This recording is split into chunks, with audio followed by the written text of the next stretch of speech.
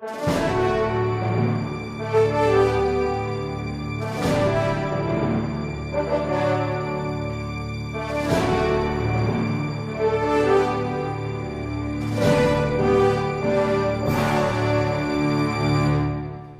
nome do Pai, e do Filho e do Espírito Santo. Amém. Vinde, Espírito Santo, enchei os corações dos vossos fiéis e acendei neles o fogo do vosso amor. Enviai o vosso Espírito e tudo será criado e renovareis a face da terra. Deus, que instruísse os corações dos vossos fiéis com a luz do Espírito Santo, fazei que apreciemos retamente todas as coisas segundo o mesmo Espírito e gozemos sempre da sua consolação. Pelo mesmo Cristo, Senhor nosso. Amém. Santa Maria, Mãe de Deus, rogai por nós. São Pio de Pietrelcina, rogai por nós. Em nome do Pai, do Filho e do Espírito Santo. Amém. Então, vamos lá. Boa noite a todos. Uma alegria nós estarmos juntos, mais uma vez, no nosso programa ao vivo, né? E aqui vocês, vamos colocar aquilo que para vocês seriam as razões, né? As razões pelas quais nós somos católicos. Vocês viram a chamada que foi feita no nosso programa, por que eu não sou protestante? Qual é a razão de ser desse programa? A razão de ser do programa é a seguinte: dar as razões da nossa fé. Por que é que nós somos católicos? A razão do programa, o programa ele é voltado totalmente para os católicos. Claro que se houver protestantes aqui assistindo o nosso programa, seja muito bem-vindo, mas saiba que a nossa finalidade principal é dar aos próprios católicos a razão pela qual nós somos católicos. Não é? Você certamente, sendo protestante, você tem razões para ser protestante. Não é? O problema é que nós católicos, de uma forma geral, as pessoas nascem dentro da igreja, participam de uma sociedade que pelo menos se acha católica, embora ela seja, na verdade, no fundo, uma sociedade pagã, e não tem, né, razões, não tem um porquê. Mas por que é que eu sou católico? Por que é que, na verdade, eu não sou protestante, não faço parte de uma igreja evangélica? Não é tudo a mesma coisa? Bom, então aqui a gente precisa, então, ver as razões. E as razões nos levam àquilo que é a identidade própria. Para a gente entender, não é, o que é realmente essa realidade, essa divisão entre igreja católica e igreja evangélica, nós temos que entender como foi que começou a reforma evangélica. Os reformadores protestantes, Lutero, Calvino, Zwinglio e Companhia Limitada, no século XVI, eles se depararam com um problema na igreja. O problema da igreja era que a igreja, no século XVI, era uma igreja muito paganizada. Ou seja, principalmente porque a cultura daquela época era uma cultura que vivia uma moda paganizante.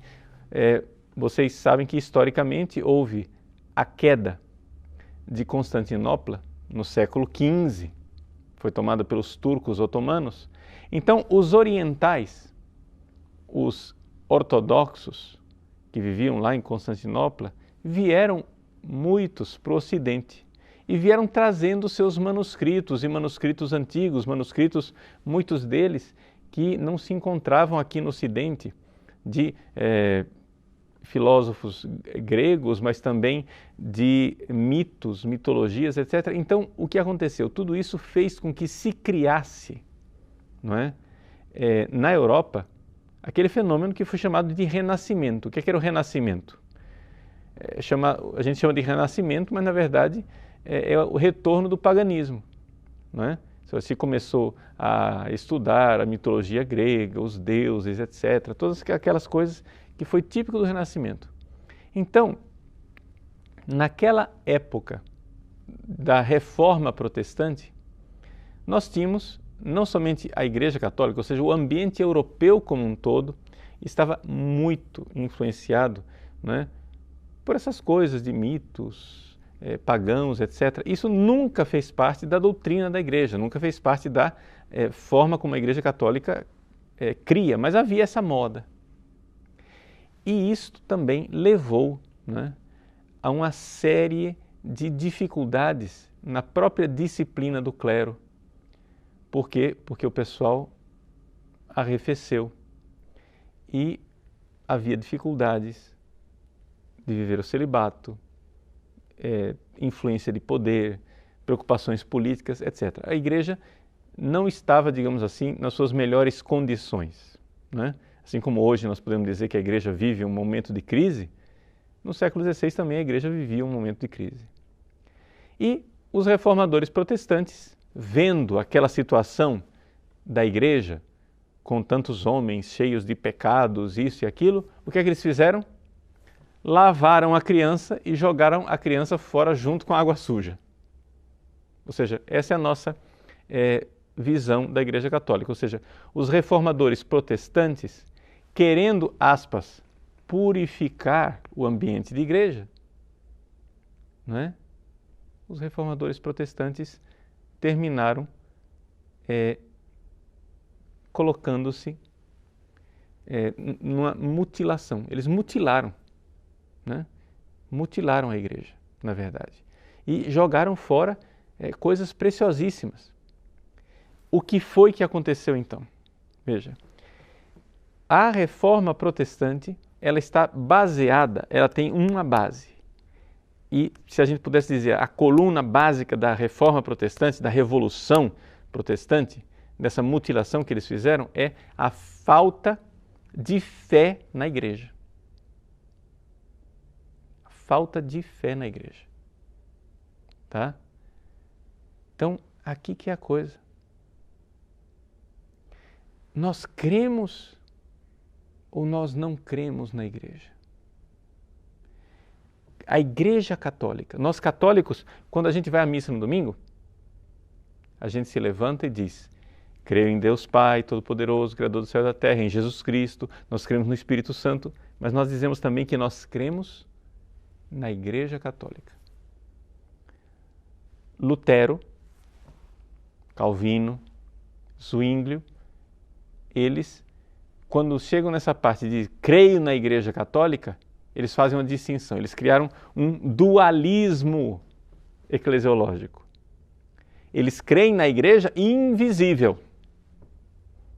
Mas qualquer coisa visível, instituição humana, criação humana, invenção humana, portanto, eles não creem em nada que se veja. Por isso, para eles, não é? Igreja, visível, instituição eclesial, é criação humana. Eles não têm problema nenhum. Eles não ficam absolutamente escandalizados de, sei lá, um pastor briga com outro, sai e ele funda a igreja dele. Ele organiza. Por quê? Porque para os protestantes, aquilo que é visível da igreja é simplesmente uma realidade humana. É uma criação humana. Então, na ideia, né, dos protestantes, o que é que houve? Jesus veio a esse mundo, ele deixou a sua mensagem, o seu evangelho. Esse evangelho foi colocado na Bíblia e, basicamente, você está, digamos assim, entregue a você mesmo. Você pegue a sua Bíblia, né, conforme a doutrina do livre exame das Escrituras de Calvino, você pode pegar a Bíblia, interpretar a Bíblia, pedir o Espírito Santo. É você quem vai interpretar a Bíblia. Não existe nenhuma autoridade humana que vai interpretar a Bíblia. Portanto, dizer que não existe autoridade humana que interpreta a Bíblia quer dizer o seguinte, que todo mundo é autoridade humana que interpreta a Bíblia. Não é? Ou seja, a dificuldade dos protestantes é essa, ou seja, negando que o magistério da igreja possa interpretar a Bíblia, eles fizeram com que cada crente, cada batizado seja o seu próprio magistério e instituíram um problema seríssimo que é o problema do relativismo. E é por isso que a cada intérprete autorizado da Bíblia se funda uma nova igreja. O sujeito diz, não é desse jeito, o Espírito Santo está me dizendo que é assim, ele vai e funda outra. Aí o outro briga com ele e diz, não é desse jeito, não, o Espírito Santo está dizendo para mim o contrário, é desse outro jeito, e vai e funda outra. Então, no fundo, não é? Se a gente fosse fazer um resumo daquilo que são as doutrinas protestantes, nós poderíamos dizer o seguinte, os protestantes, basicamente, eles têm um ponto em comum. E é um ponto, digamos assim, eu poderia dizer negativo, ou seja, todos eles estão de acordo de que não existe igreja visível deixada por Jesus neste mundo. A igreja de Cristo ela é invisível e eu tento entrar em contato com ela pelos carismas do Espírito Santo, o batismo do Espírito Santo, como são, por exemplo, os pentecostais. Ou pelo livre exame das Escrituras, por iluminação que o Espírito Santo me dá quando eu leio a Bíblia, como é o caso dos calvinistas, presbiterianos e companhia limitada. Então, eu não tenho nenhuma estrutura visível. As pessoas vão às igrejas simplesmente porque aquilo ali é uma ajuda humana, é ali que elas, aspas, congregam, porque para se ajudarem mutuamente. Mas nada daquilo é divino. Nada daquilo é deixado por Cristo. Tudo é invenção dos homens. O problema é que esta opção dos protestantes é uma opção que termina num beco sem saída. Por quê? Se tudo aquilo que é visível é invenção humana,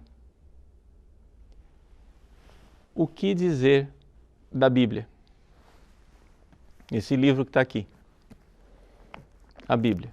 De onde veio isso? Isso é visível. E isso daqui foi escrito pelos homens. Ah não, mas a Bíblia é a palavra de Deus. Eu sei, calma, eu sei, a Bíblia é a palavra de Deus. Eu creio também.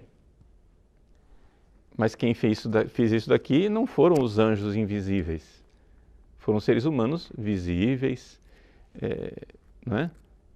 Então, de onde veio a Bíblia? Então começam os problemas por aí. Você negou a visibilidade da igreja, mas então você tem que também negar a Bíblia. Porque de onde veio a Bíblia? Nós católicos cremos na Bíblia. Mas nós cremos na Bíblia porque antes de crer na Bíblia, a gente diz, creio na igreja. No início do nosso catecismo, né, existe uma famosa citação de Santo Agostinho, onde ele diz assim, eu não creria nos evangelhos. Olha que a frase é, eu não creria nos evangelhos se a isso não me levasse a obediência à Santa Igreja Católica. Ou seja, a Santa Igreja Católica me diz, creia neste livro. Ah, bom, então agora eu creio. Agora eu posso crer, porque a igreja está dizendo, o livro é esse. O livro que é a palavra de Deus é esse daqui. Foi a igreja quem me deu essa Bíblia. Como eu creio na igreja, eu creio na Bíblia. Os católicos talvez nunca tenham notado isso. Todos os domingos a gente se levanta na igreja e diz, creio na igreja. Ninguém diz, creio na Bíblia. Nós cremos na Bíblia, mas nós cremos na Bíblia porque cremos na igreja. Se você corta a fé na igreja, se você não crê mais na igreja, você na verdade está cortando o galho no qual você está sentado, porque como é que você vai ter acesso a Jesus agora? Você não pode ter acesso a Jesus se você não tem fé na igreja, que te dá acesso a Jesus. Então, olha como é que fica a situação. Os protestantes, diante deste dilema, não é, terminaram se dividindo em duas correntes básicas. Quais são as duas correntes? A corrente mais tradicional, quando eu uso a palavra aqui tradicional, estou usando dentro da tradição protestante, não é?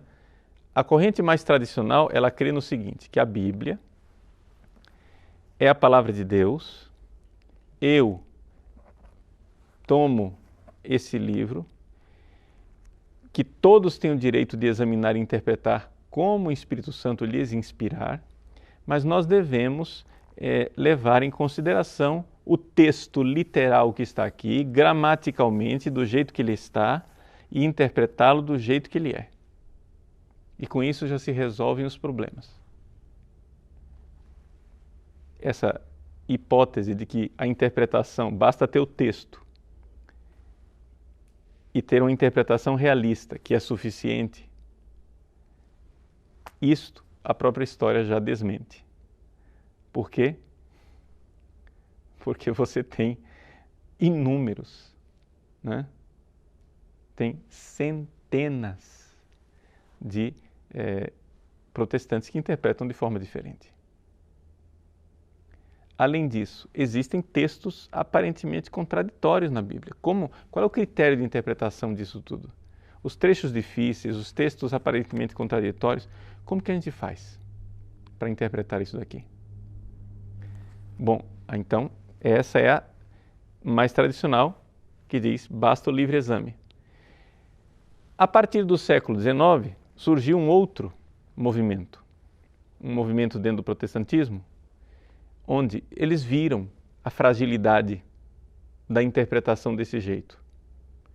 E então eles começaram a fazer uma investigação científica, né, das Sagradas Escrituras. A partir de Schleiermacher e Companhia Limitada, se começou a fazer a investigação histórica da Bíblia. Então começou a se tratar a Bíblia como um livro de história, onde você vai lá buscar as fontes históricas para ver o que é que realmente aconteceu historicamente, o que é interpolação, o que é invenção da comunidade primitiva, o que é gênero literário, não, isso aqui é poesia, então não é para interpretar ao pé da letra, já isso daqui não foi Jesus quem disse, isso daqui foi acrescentado depois, e aí se começou a chamada interpretação histórico-crítica. Esses dois ramos do protestantismo. Por quê? Porque os protestantes não podem aceitar aquilo que é a visão católica sobre a interpretação da Bíblia. E qual é a visão católica da interpretação da Bíblia? Bom, então vamos agora colocar como é que nós católicos cremos. Primeiro, nós cremos que a palavra de Deus não é um livro. A palavra de Deus é uma pessoa. E essa pessoa se fez carne, é Jesus. Agora, esta realidade encarnatória, essa realidade de que a palavra de Deus veio e se fez carne, esta encarnação, ela aconteceu há 2000 anos atrás e ela continua na história em uma realidade chamada igreja. Ou seja, Jesus se fez carne, a palavra se fez carne, e nós entramos neste corpo, que é o corpo de Cristo, que é a igreja, ao longo dos séculos. Portanto, quando São Paulo, no caminho de Damasco, perseguia os cristãos, Jesus aparece para ele e diz, Saulo, por que me persegues? Quem é que Saulo perseguia? Ele perseguia os cristãos. Mas Jesus toma para si porque é o corpo. E São Paulo depois vai explicar isso na carta aos Coríntios, primeira carta aos Coríntios, tentando numa analogia dizer, olha, Jesus é a cabeça, nós somos os membros. Essa mesma tentativa de explicação o próprio Jesus fez no Evangelho de São João, dizendo, eu sou a videira, vós sois os ramos. Ou seja, essa comparação de uma realidade orgânica. Portanto, nós católicos cremos, e aqui está a profunda diferença entre os católicos e os protestantes.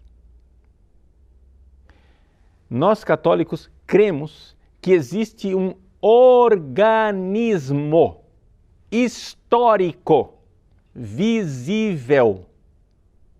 Este organismo histórico e visível, ao longo dos séculos, ele foi deixado por Cristo e continua vivo.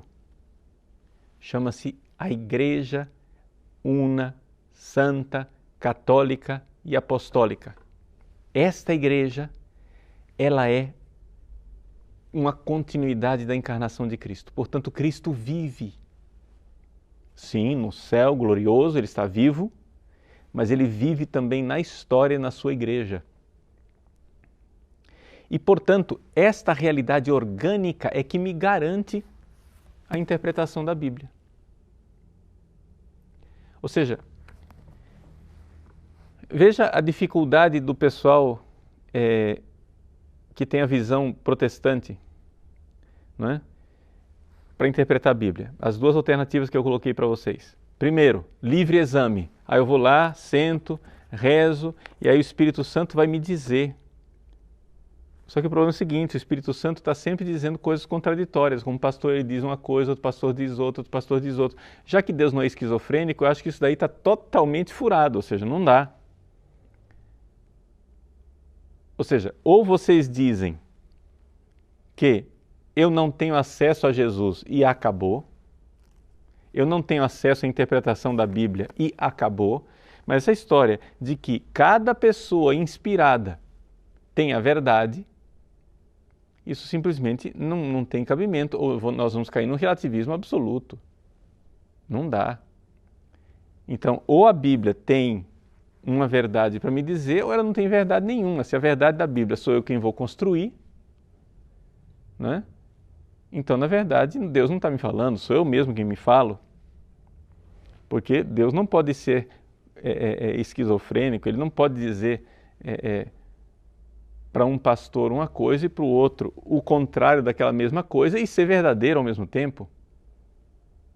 Então, a questão do livre exame, para mim, é uma coisa que é muito difícil sustentar. Segunda alternativa, a questão da história.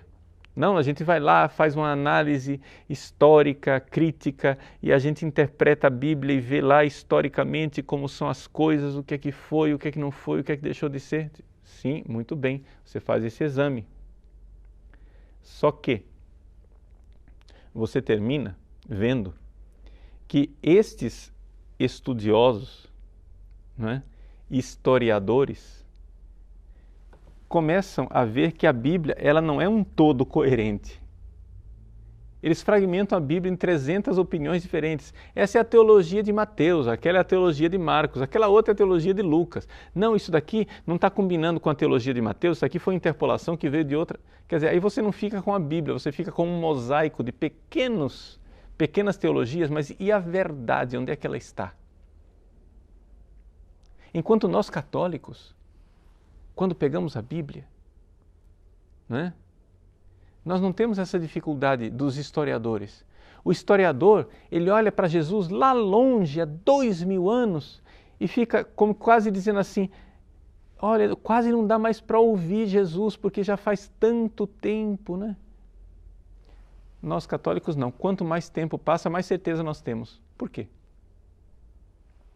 Porque nós participamos deste organismo, que é a igreja ao longo dos séculos. Então o que acontece é o seguinte, sei lá, tem um trecho da Bíblia aqui, que São Paulo interpretou de um jeito. No século seguinte, Santo Inácio de Antioquia interpreta do mesmo jeito. Nossa, que legal. Aí, também, 50 anos depois, Santo Irineu de Lyon também interpreta do mesmo jeito. Santo Inácio de Antioquia era lá na Turquia, Santo Irineu de Lyon lá na França. Aí depois o Tertuliano também interpreta da mesma forma no norte da África. Vai criando uma sinfonia. O organismo da igreja ao longo dos séculos vai me dando a certeza. Porque nós cremos que a igreja é um organismo vivo, e isso quer dizer que ao longo destes 2000 anos, quando eu olho para a sinfonia dos santos, isso me dá uma certeza fenomenal, porque eu vejo, quanto mais eu me afasto na história, ao invés de eu ficar mais distante da certeza que Jesus me dá, eu fico mais próximo dela, sabe por quê? Porque eu não preciso ir numa busca do Jesus histórico, numa arqueologia, né? Abrindo buracos no chão para encontrar o Jesus perdido há 2000 anos atrás. Eu tenho o Jesus vivo na sua igreja viva, onde os seus santos, onde o magistério vivo da igreja de 2000 anos me dá certezas. Por quê? Porque não é possível que a igreja tenha errado durante 2000 anos. Veja, na época de Lutero, vamos ser benignos. Não era bem isso, mas vamos ser benignos. Vamos supor que Lutero não tivesse o conhecimento histórico, então ele tinha lá o quê? Ele tinha aquele pessoal, né, que tinha papas que viviam a vida moralmente pecaminosa, bispos vivendo uma vida pecaminosa, padres vivendo uma vida pecaminosa. Então ele chega e diz assim: nossa, essa igreja é corrupta, paganizada, vamos voltar à igreja dos apóstolos, à igreja das origens. Vamos supor que Lutero ignorasse que aquilo que aqueles homens pecaminosos estavam ensinando, por acaso, não tinha sido ensinado só por eles, mas tinha sido ensinado por uma multidão de santos durante 1500 anos, porque Lutero, 1517, né, mais ou menos. Então, durante 1500 anos. Vamos supor que Lutero ignorasse a história. Eu não creio, mas vamos supor que ele ignorasse a história. Que ele ignorasse essa constância de 1500 anos. Só que isto, Lutero, por ignorância, podia fazer hoje. Hoje, nós que conhecemos a história de 2000 anos, que tivemos, graças a Deus, do século XIX para cá, um progresso enorme, enorme, enorme do conhecimento histórico, né? Nós ouvimos as notas da sinfonia extraordinária dos santos.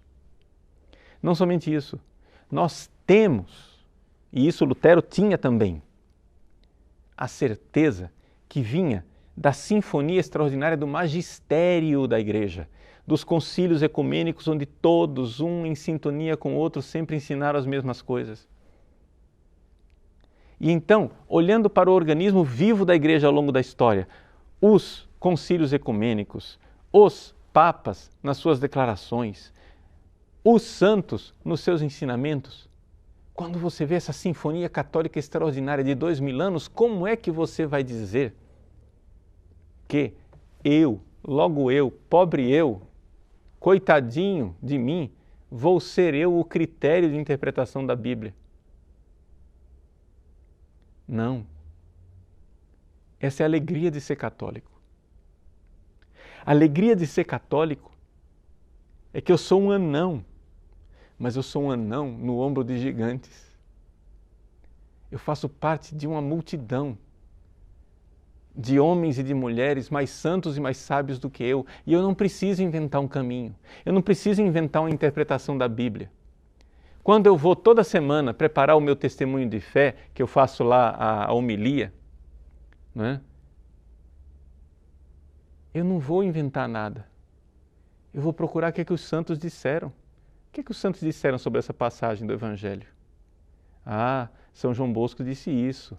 Olha, Santo Afonso Maria de Ligório disse isso. Santo Tomás de Aquino disse aquilo outro. Santo Agostinho disse aqui. Olha, eu vejo essa sinfonia maravilhosa e ensino para as pessoas aquilo que está lá, que é a interpretação da Bíblia, que não é minha, mas faz parte dessa sinfonia de 2000 anos. Este é o princípio católico. Esse é o princípio católico.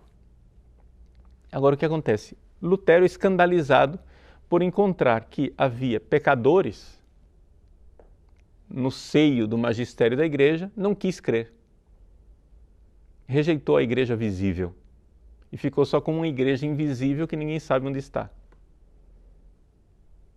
A igreja visível, ela é humana, ela é pecadora e ela não é confiável. Mas nós católicos cremos que a igreja visível, né, ela é santa e imaculada nos seus santos. Claro que o padre Paulo Ricardo, pecador sem vergonha, né, não sou assim um exemplo para ninguém. Quem sou eu? Pobre de mim. Mas eu não sou imaculado. Quem é imaculado é a igreja. Eu sou membro da igreja, mas a igreja é imaculada. E eu vejo essa grandiosidade dos santos ao longo dos séculos. Então vejam que beleza, a alegria de ser católico É a alegria de dizer, eu não preciso inventar. Já pensou? Eu tenho que chegar num lugar difícil de alcançar. Aí eu vou, te vira nego. Me dão um facão, uma lanterna, e eu vou ter que agora abrir uma picada no mato para encontrar o caminho. As apalpadelas, aí chega aqui, beco sem saída, tem que voltar tudo de novo. Vou ter que inventar o meu caminho. Que responsabilidade tremenda, que peso enorme. Que peso enorme. Eu fico pensando, meu Deus, se eu fosse protestante, que peso enorme eu agora ter que interpretar por minha conta e risco aquilo que é a verdade deixada por Cristo. Que alegria de ser católico, eu não preciso abrir uma picada no mato. Não preciso inventar nada, já está inventado. Eu já tenho uma rodovia pavimentada, com mapas, iluminada, segura, policiada, onde eu posso entrar no meu carrinho e ir para o céu, tranquilo. Por quê? Porque eu sei que homens santos, mulheres santas, pessoas melhores e mais sábias do que eu já trilharam esse caminho e eu não preciso inventar nada. Não, mas padre, o senhor está fazendo uma perversão da história, o senhor não está falando dos pecados, o senhor não está falando dos padres pedófilos, o senhor não está falando dos papas pecadores que traficavam ouro das Américas, o senhor não está falando da corrupção. Gente, eu não estou negando nada disso. Eu só estou dizendo que essa não é a história verdadeira da igreja. Ou seja, essa é a história dos traidores da igreja. Você vai contar a história da sua família. Você vai contar a história de quem? De quem foi fiel à família e fez a sua família ter uma identidade? Ou você vai contar a história daqueles que traíram a família? Você vai contar a história da arquitetura. Você vai começar contando o quê? A história dos prédios que caíram ou dos prédios maravilhosos que hoje embelezam o mundo? Se você vai contar a história da igreja, comecemos contando a história dos santos. É por isso que eu faço questão do nosso site, uma das coisas que nós fazemos é o nosso curso de História da Igreja.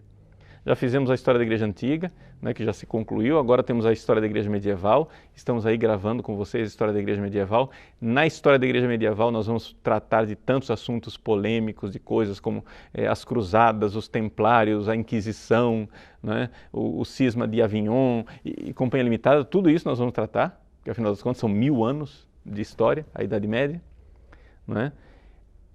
Mas que beleza quando você pega um capítulo da história e você diz, cadê o santo? É interessante isso. Todo capítulo da história tem, claro, tem a falcatrua, tem gente que não sei o que, etc., mas tem sempre um santo lá. Cadê o santo? Né?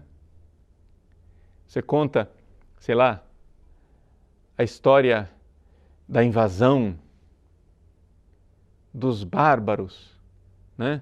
De Átila o Huno, mas você encontra um São Leão Magno.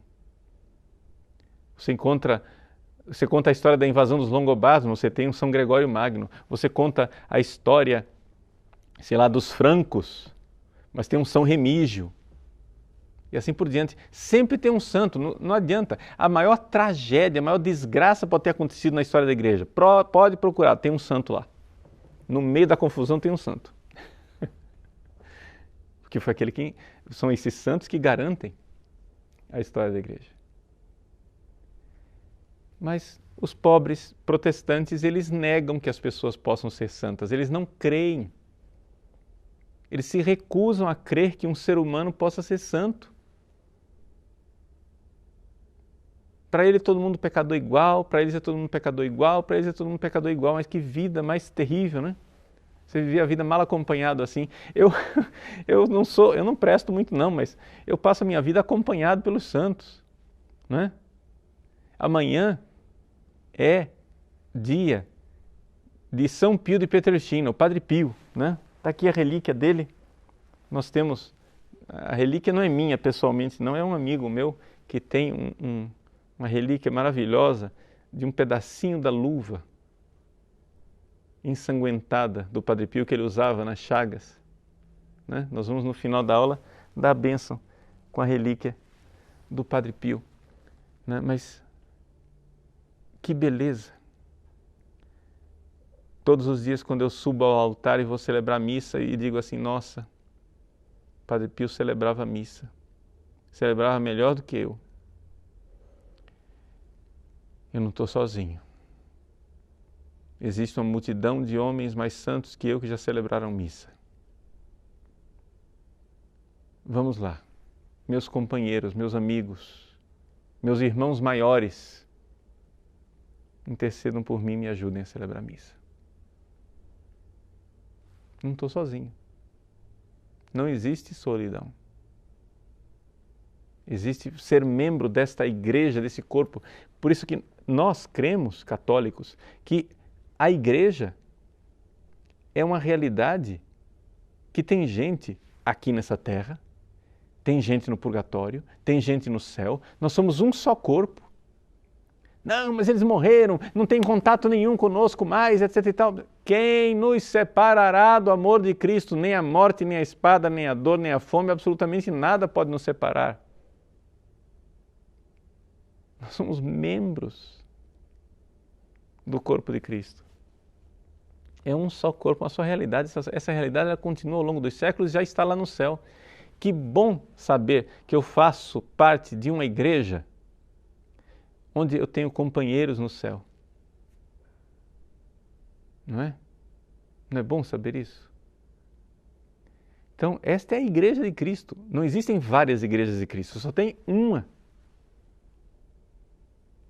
Ah, padre, então o senhor está dizendo que as igrejas evangélicas não são a igreja de Cristo? Eu não estou dizendo nada, são eles que dizem. Eles dizem que eles não são a igreja de Cristo. Eles dizem que o que eles estão fazendo lá é uma invenção humana. Você pergunta para qualquer pastor, seu pastor, o que é que o senhor é? O senhor é presbiteriano, adventista, é o quê? Batista? Muito bem. A Igreja Batista, essa Igreja Batista, essa instituição visível que está aqui, foi fundada por Jesus? Ele vai dizer, não, isso é invenção humana. Você pergunta para o luterano, a Igreja Luterana, essa instituição que está aqui, com o pastor sinodal, etc e tal, isso, aquilo, essa instituição aqui, ela é uma invenção humana ou foi deixada por Jesus? Ele vai dizer, é uma invenção humana.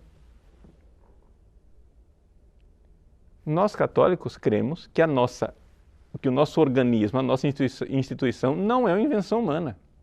É o que Jesus deixou, este organismo histórico, visível, foi deixado por Cristo. Os protestantes eles acham que o que foi deixado por Cristo, a igreja deixada por Cristo, é uma realidade invisível, que ela não está em lugar nenhum.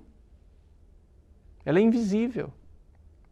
Então, se eu digo que as igrejas protestantes não são a igreja de Cristo, eu só estou repetindo o que eles dizem. Nós católicos cremos que a igreja católica é a igreja de Cristo visível, porque Jesus deixou o Papa, os apóstolos, o Pedro com os apóstolos, portanto nós temos hoje o Papa, os bispos. Esta instituição, ela é divina. Nós cremos nisso. Infelizmente, é uma instituição maltratada por nós que somos filha da mãe, né? Fazer o quê? A gente maltrata a Igreja de Cristo, que na sua essência é imaculada, mas que infelizmente tem filhos que a maltratam. Agora, o triste é a gente ver que dentro da Igreja Católica as pessoas vão perdendo essa fé, essa alegria. Então a finalidade deste programa hoje não é falar mal dos protestantes, não é? A finalidade desse programa é explicar isso, essa realidade básica para nós católicos. Você que é católico, você precisa saber qual é a nossa fé. Você precisa saber que nós cremos que no meio dessa fragilidade humana imensa, dessas tragédias históricas imensas, sempre houve, não é?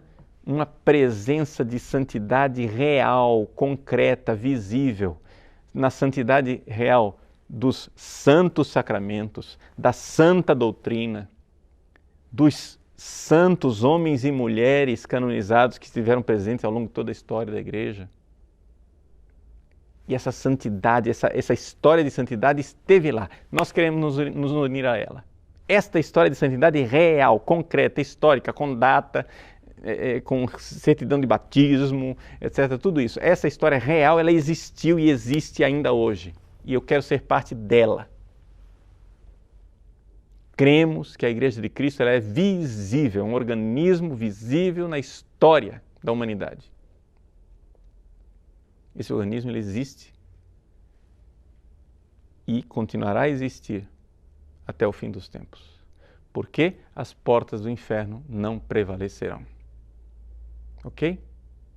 Então, vamos fazer um pequeno intervalo para vocês então terem a oportunidade de fazer suas perguntas e então a gente volta daqui a pouco, tá? Então retornamos aí. Vejam, a primeira pergunta, né, de um seminarista que pediu para não ser identificado, que é o seguinte: tudo bem, nós cremos na Bíblia porque cremos na igreja, mas e quais são as razões para a gente crer na igreja? Né? Por que é que a gente crê na igreja? Bom, veja, na realidade, nós temos que entender o seguinte: no fundo, se a gente for fazer essa pergunta, nós vamos ter que retroceder mais ainda e perguntar por que é que nós cremos em Jesus. Né? Então, cuidado que aqui eu não estou querendo justificar a fé e construí-la, digamos assim, a partir de um raciocínio. A fé, ela é o seguinte: você pode, uma vez que você crê, uma vez que você dá o passo da fé, você vê que existem razões para crer. Né? É aquilo que a gente chama de razões de credibilidade. A gente vê também que existem vários indícios, várias coisas que nos levam até a fé. Aquilo que a gente chama de preambula fidei.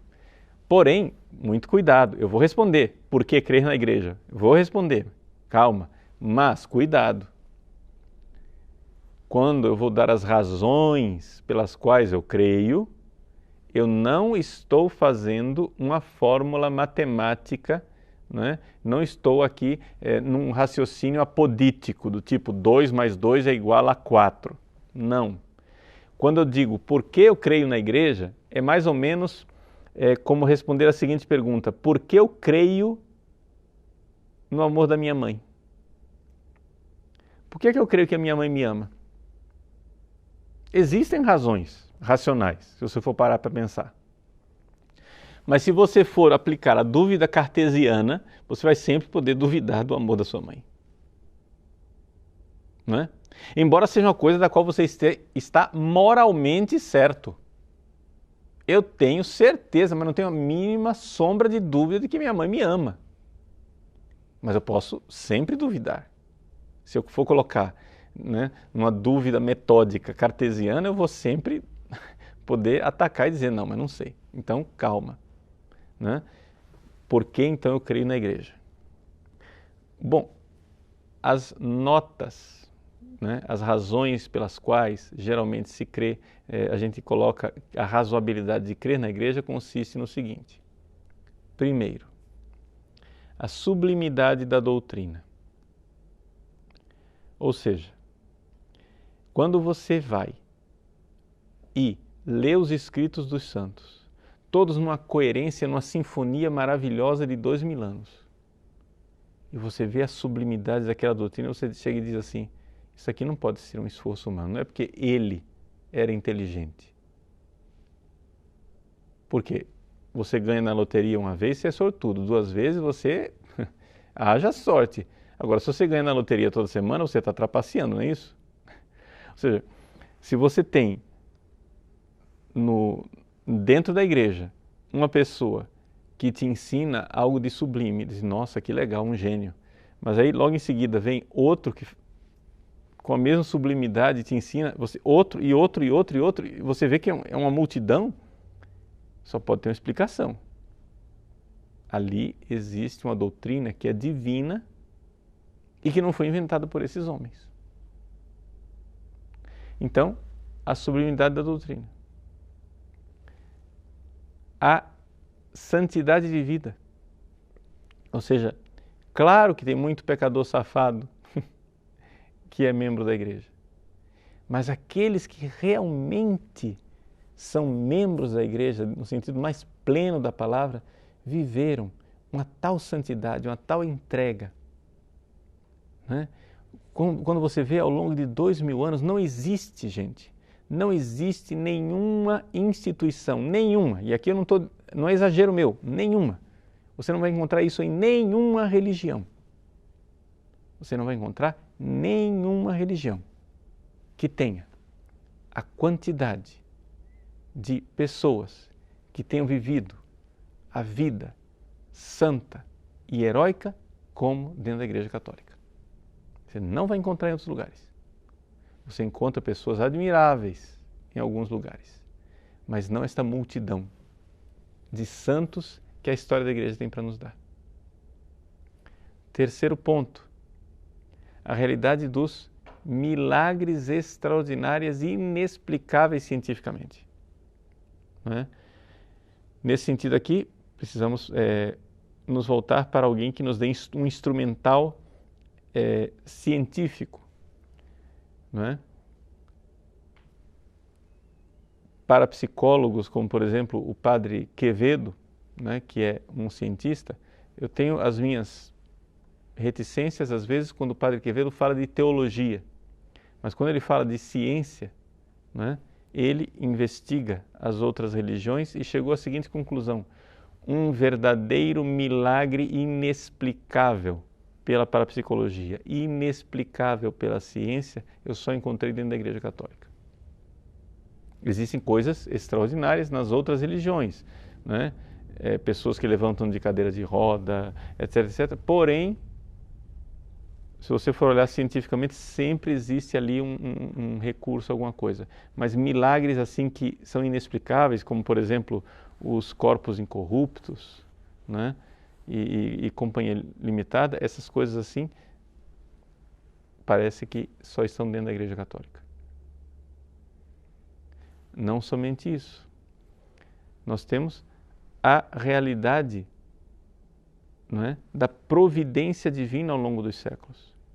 Não há instituição que tenha sido mais perseguida e que continue sendo perseguida e que, no entanto, né, até mesmo infiltrada dentro dela, corrompida, onde as pessoas tentam se infiltrar para por dentro destruir a igreja, continua, né, resistindo às forças infernais como a Igreja Católica. E assim por diante. Os sacramentos, a liturgia, a grande coerência de tudo aquilo que é vivido, né, pelos grandes santos, pelos ensinamentos dos santos padres, pelos ensinamentos dos papas. De tal forma que quando uma pessoa começa a estudar verdadeiramente a história da igreja, dificilmente permanece protestante. Nós temos o exemplo do famoso cardeal Newman, John Henry Newman. Ele era um padre anglicano, protestante, portanto, na Inglaterra, e ele se orgulhava de que ele, como membro da igreja anglicana, ele estava numa instituição que evitava os erros, os excessos dos protestantes e os excessos dos católicos. Ele estava na via média. Até que ele, estudando a história da igreja, começou a ver que no caso da heresia ariana, não é? A via média era herética e que a verdade católica estava realmente no extremo, que esse equilíbrio todo não levava para a verdade. E aí ele chegou a confessar e a dizer, de fato, os santos padres, ou seja, os primeiros escritores da igreja, os santos padres, me fizeram católico. Ou seja, estudar os santos padres no início do cristianismo, tudo isso me levou à Igreja Católica. Estude os santos padres que você vai se tornar católico. Muito bem. Algumas perguntas então dos nossos participantes aqui. Elivelton diz assim, Padre Paulo, Vaticano quer celebrar 500 anos da Reforma em 2017. Qual é a posição do senhor? Veja, celebrar no sentido de nos aproximarmos, porque é uma data importante para eles, e assim sentarmos para dialogar, para ver as diferenças num sadio ecumenismo. Tudo bem. Agora, nesse sentido de procurar uma aproximação ecumênica, tudo bem. Agora, eu acho que para nós não tem razão nenhuma de comemoração. Ou seja, a data em si para nós é uma tragédia. Ou seja, é como se agora uma família todos os anos se reunisse agora, vamos celebrar a data do divórcio dos nossos pais. Acho que não é uma razão, né? Divórcio ninguém celebra, ninguém faz aniversário, parabéns para você no dia do divórcio. Não, foi uma tragédia. Então não sei o que quer dizer celebrar, não é? Se celebrar significa tomar uma ocasião histórica para nos aproximarmos mais e dialogarmos mais, ótimo. Evandro, gostaria de saber o porquê a Igreja Católica aceita o batismo de algumas igrejas protestantes, como a Igreja Batista, e não aceita de outras, como a Igreja Universal do Reino de Deus. Veja, Evandro, é só uma questão da gente investigar se aquelas igrejas continuam tendo aquilo que é o mínimo para a validade de um batismo. A fórmula válida, fulano, eu te batizo em nome do Pai e do Filho e do Espírito Santo, a água e a intenção de fazer aquilo a intenção mínima de fazer aquilo que a igreja faz. Em algumas igrejas, a questão da intenção às vezes é viciada, então coloca-se dúvida em algumas igrejas, né, da validade por causa da questão da simonia. Foi um problema sério, por exemplo, com a Igreja Católica Brasileira. Se duvida um pouco da validade porque muitas vezes o batismo é administrado de forma simoníaca, ou seja, mais por conta da taxa do batismo que a pessoa vai pagar para vender uma coisa do que pelo próprio sacramento. E assim, é a questão de a gente tem dúvidas por causa de alguma coisa, né, falta. Mesmo assim, as outras igrejas, como a Igreja Batista, Luterana, etc. e tal, geralmente nós não colocamos em dúvida, a não ser que apareça alguma coisa que nos faça duvidar. Aí tudo bem, né? Aí a gente pode fazer o batismo sob condição. Se houver uma dúvida, faz o batismo sob condição. Amanda. Padre Paulo, gostaria de saber se o movimento da renovação carismática católica está ligado ao protestantismo e isso de alguma forma induz os fiéis aos poucos a mudarem de fé católica para protestante. Veja, Amanda, a renovação carismática na sua história ela teve uma influência dos protestantes e tem uma influência sobretudo dos protestantes pentecostais, não é? Então a sua forma de manifestar a espiritualidade ela é bastante semelhante à dos protestantes pentecostais. Os bispos e os padres, né, juntamente com a liderança da própria renovação, têm se esforçado para fazer com que aquilo que são os elementos bons, ricos e positivos da espiritualidade de tendência pentecostal sejam integrados dentro daquilo que é o todo da fé católica, não é? De tal forma que na maior parte dos lugares onde eu vou para pregar, etc. e tal, eu vejo que a renovação ela presta um bom serviço às pessoas, exatamente na direção contrária, ou seja, não que as pessoas, sendo católicas, entram na renovação e viram protestantes.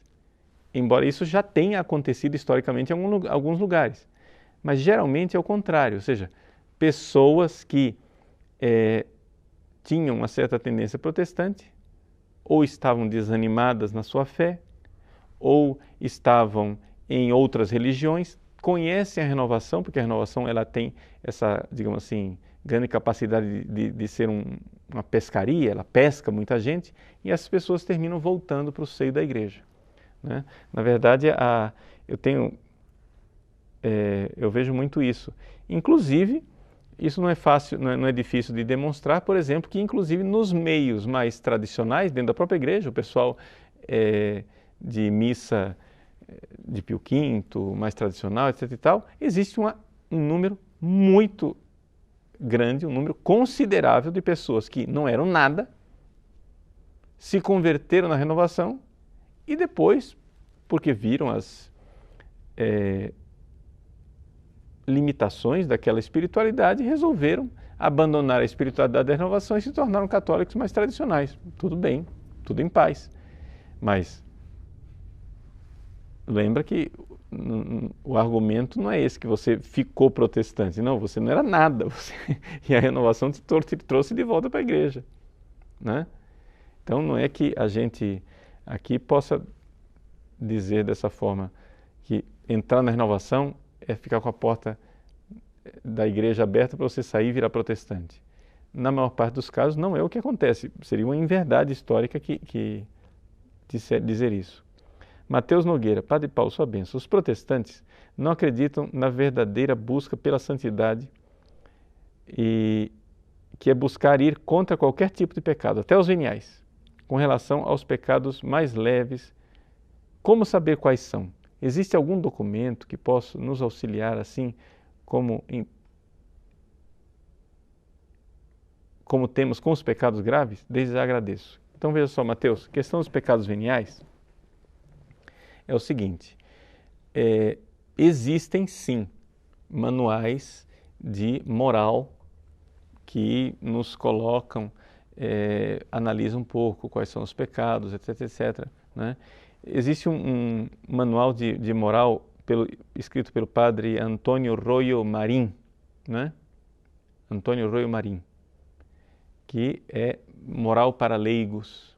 E ali é uma coisa bastante completa, e ele analisa um pouco, dizendo com clareza, olha, tal coisa assim, provavelmente é pecado mortal, se tiver essas condições, se não tiver isso, então é um pecado venial e assim por diante. No entanto, assim, isso é bom e é importante conhecer as coisas. Porém, cuidado para não cair dentro daquilo que é uma preocupação escrupulosa de saber distinguir minuciosamente o que é o venial do que é o mortal, etc. Por quê? Porque a classificação do pecado não importa, o que importa é saber se é pecado.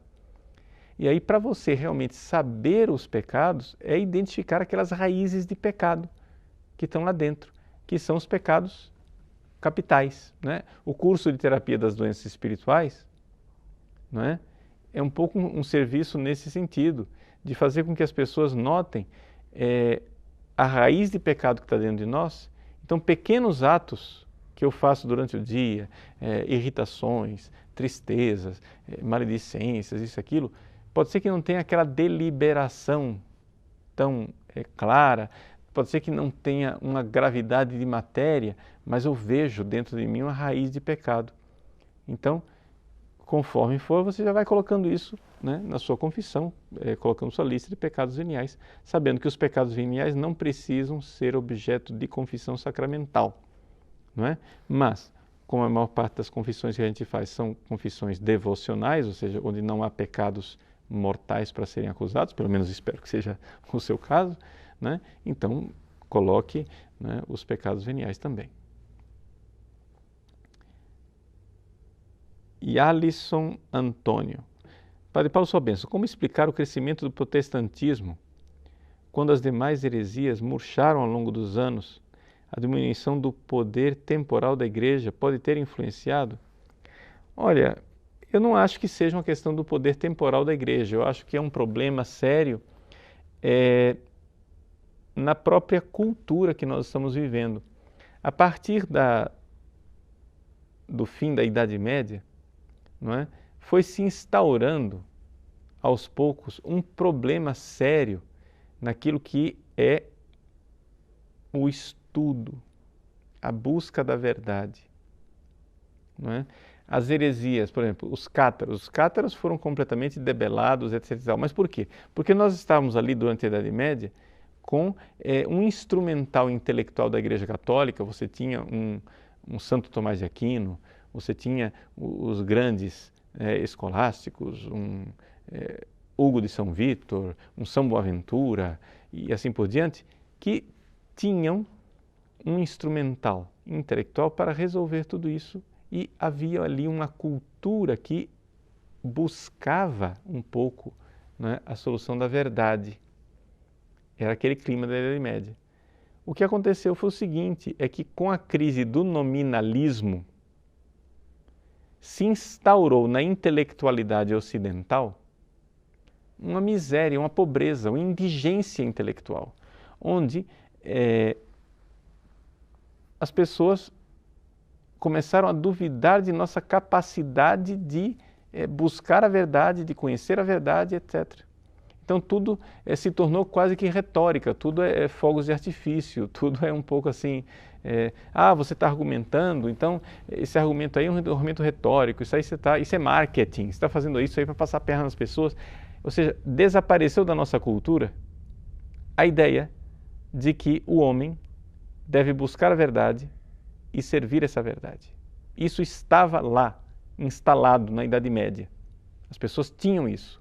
Com o nominalismo, dali para frente, né, foi se instaurando aos poucos o relativismo, de tal forma que hoje as heresias são difíceis da gente tirar a heresia da cabeça das pessoas. Por quê? Porque na cabeça de todo mundo verdade não existe. Verdade, não, é tudo assim, é uma artimanha, é um jogo linguístico, é uma retórica, o cara está fazendo marketing, entendeu? E ninguém realmente crê que está buscando uma verdade. Bom, nós, católicos, deveríamos crer nisso, deveríamos estar ainda nessa cultura, não é, que se instalou na Antiguidade e na Idade Média, de que existe a verdade e que nós devemos buscá-la, mudar nossa mentalidade, nos adequar à verdade e aceitá-la.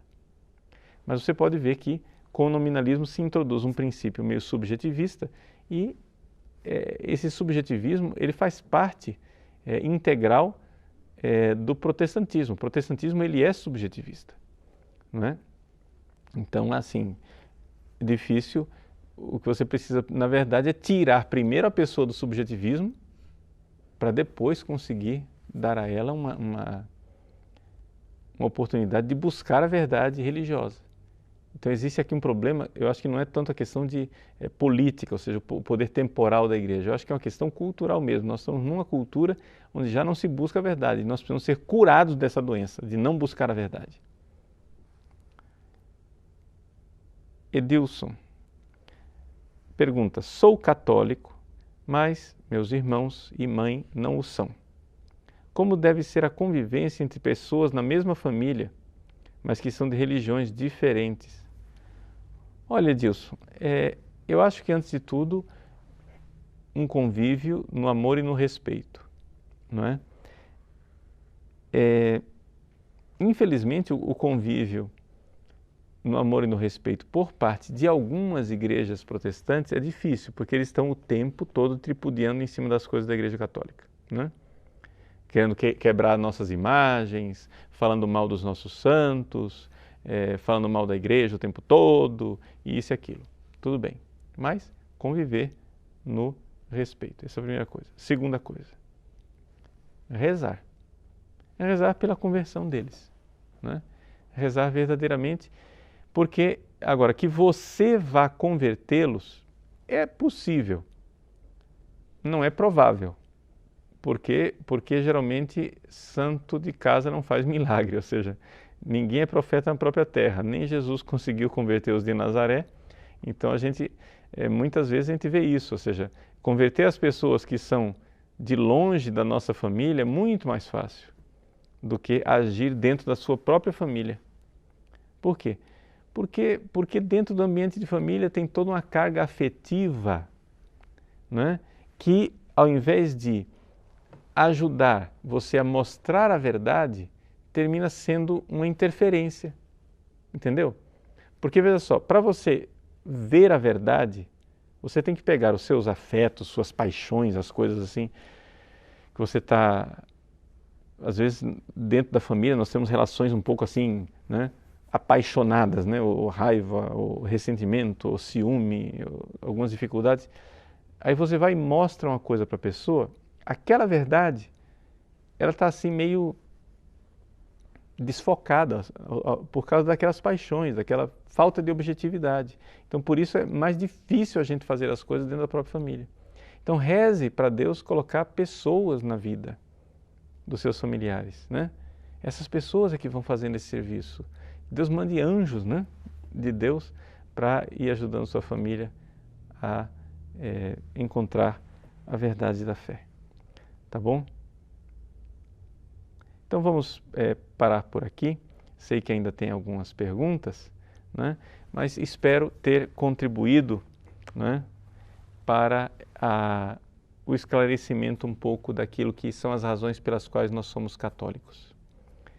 Vamos tentar amarrar, né, em algumas poucas frases o que eu quis transmitir para você, meu irmão católico. Veja, quando você se encontra com um irmão protestante que vem e dá para você versículos bíblicos querendo desmontar a sua fé católica e dizendo, olha, a Igreja Católica é contrária à Bíblia, a nossa atitude deve ser a seguinte. Primeiro, não discuta com ele. Não discuta porque a maior parte dessas igrejas tem uma influência calvinista e foi Calvino quem inventou esse método. O método de jogar uma pergunta. Quando a pessoa começa a querer responder, ele já joga uma segunda pergunta. Aí ele começa a responder a segunda pergunta, ele já joga uma terceira. Aí depois você tenta responder a terceira, ele já joga uma quarta, uma quinta, uma sexta, e você termina aquele debate com a profunda sensação de que você não sabe as coisas e ele tem uma superioridade intelectual a você. Esse método foi inventado por Calvino. É um método desonesto. Não é um método de quem está dialogando. Portanto, essas pessoas, quando vêm com essas coisas, eles não estão dialogando, eles querem só desestabilizar você. Procure você estudar a sua fé. Procure você realmente estudar a sua fé católica. Esse tipo de proselitismo, né, que não é verdadeiro diálogo que busca a verdade, é exatamente o tipo de coisa que nós devemos condenar, porque não é uma realidade honesta. Você que é católico, queira se aprofundar na sua fé católica. E a nossa fé católica diz o quê? Que as Escrituras são a palavra de Deus transmitida por escrito. Sim, mas elas precisam de uma interpretação. E esta interpretação, ela acontece quando nós estamos dentro do corpo eclesial. A palavra de Deus se encarnou e ela é a igreja. Portanto, a Bíblia foi escrita por pessoas que têm esta mentalidade no corpo eclesial da Igreja Católica e deve ser interpretada nessa mesma mentalidade. Como diz, né, o magistério da Igreja, a Bíblia deve ser interpretada pelo mesmo espírito com que ela foi escrita. Ela foi escrita dentro de um corpo eclesial católico, ela só pode ser interpretada dentro desta mentalidade eclesial católica. Portanto, não é possível interpretar a Bíblia sozinho. Você, se quer interpretar a Bíblia, você precisa entrar na igreja, precisa ver a sinfonia, ouvi-la. E então você vai entender que aquele versículozinho solto que foi jogado em cima de você, ele pode parecer dissonante, mas dentro da sinfonia ele faz todo o sentido do mundo. Nós católicos cremos nisso, que a igreja é uma realidade de santidade, de verdade, de ensinamento que se estende ao longo dos séculos e nós fazemos parte dessa igreja. Portanto, a melhor resposta para as dificuldades protestantes nós as encontramos na vida e no ensinamento dos santos e do magistério da igreja. Então Deus abençoe vocês. Vamos concluir rezando, pedindo a Deus a intercessão do Santo Padre Pio de Pietrelcina, né? E agora no final, nós preparamos para vocês, no final depois da bênção, um pequeno vídeo. Vocês fiquem aí, né, para assistir esse pequeno vídeo sobre o Padre Pio. Quero recordar também a vocês que nós já lançamos na semana passada, se você não estava no nosso programa ao vivo, já lançamos na semana passada a nossa campanha de consagrações à Nossa Senhora. Fazemos todos os anos uma campanha nacional de consagração à Virgem Maria pelo método de São Luís Maria Grignion de Montfort. Então, para você ter as informações direitinho, está lá no site consagrate.com, tá bom?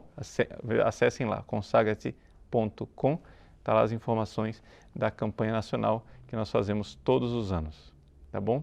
Então, vamos concluir pedindo intercessão do Santo Padre Pio de Pietrelcina. Pai nosso, que estais nos céus, santificado seja o vosso nome. Venha a nós o vosso reino.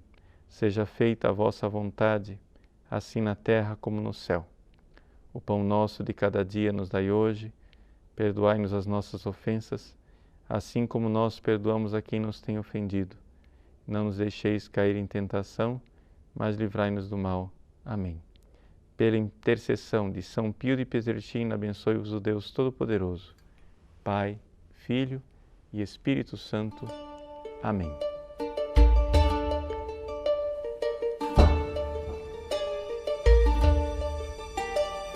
Sia lodato Gesù. Guardiamoci da un difetto che la distruzione della carità. Sapete qua la curiosità.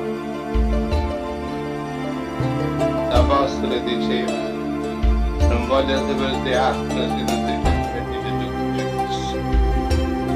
Quindi attendiamo seriamente a noi stessi, perché la curiosità, un difetto, distrugge innanzitutto la carità, ci fa perdere la pace con noi stessi, rompe i vincoli della carità con il prossimo e le conseguenze ognuno le può misurare, perché chi più e chi meno abbiamo assistito in vita nostra a queste tristi conseguenze della curiosità. Perciò non vogliamo sapere di altro se non di Gesù e di Gesù crocifisso. Poi tutto il resto non ci deve importare proprio.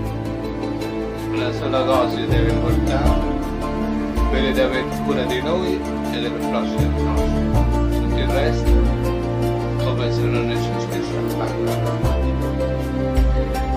Adesso vi partisco la benedizione, la più larga,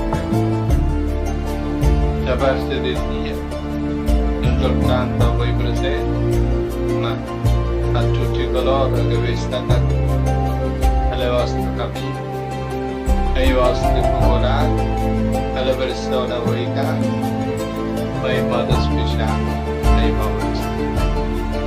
In nome del Padre, del Figlio e dello Spirito Santo, che sia lodato Gesù e Maria, e buonanotte a tutti.